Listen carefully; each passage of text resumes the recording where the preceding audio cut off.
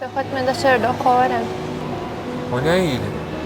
Nerede bizim köyümüz? Nere bu adam? Bolly. Men karar verdim. Göğe sen söýýärmisin, garaşmaly bolam. Garaşarsan. Ceren, öyle ben sana 5 yıl uğraşarım. İntek ikimiz arzunu yetersin. Ben sana söz vereyim.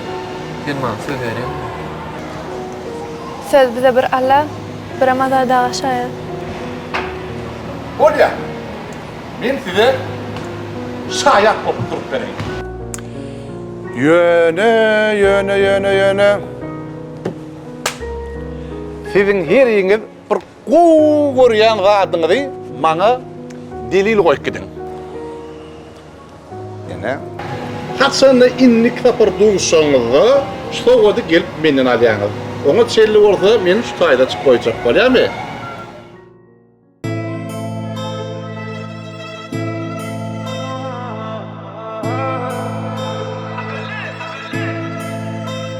Söndürgenler içimde yanan atlarımı sen bilsen de işladın sonu yokluğunu şunla da gitme beni terk etme beni terk etme tattım senden tatmadıklarımı her kimden ona aytmak dille çıkmayacak yani içimden sen başkaça seni söylemekten sonra gülmek bana bol gülmek kimler seni menden akıdan arzularımı yaka alma menden soğuma menden hiç kim yok yerine ömkümüz bolunu yine de gitme menden alma seni menden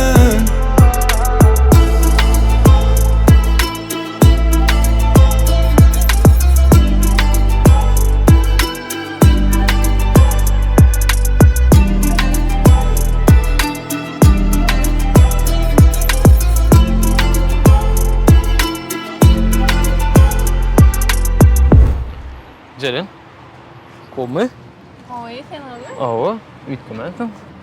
Дядя?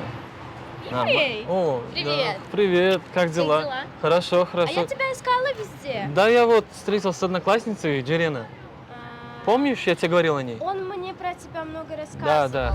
İntiham yerim var gelir deyip saklayan içimleri var derdim hem sen hem bana derman sen gelmesen özümü tanamam başladım ben geçti de yıllar içimde dımbak sen o sesin kulağımdan ayrılma bana hanfaten en ağır yüküm sensiz geleceğim taptım senden tapmadıklarımı her kimden ona aytmak dille çıkmayacak yani içimden sen başkaça seni söylemekten sonra gülmek bana bol gülmek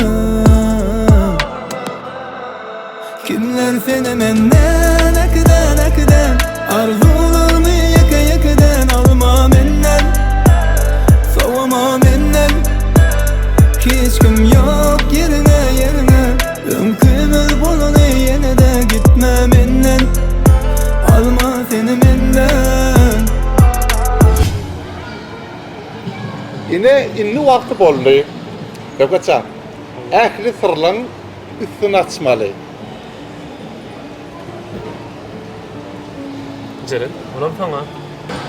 Bu näme söhbet? Saqılık. Sohbet bilen Ceren.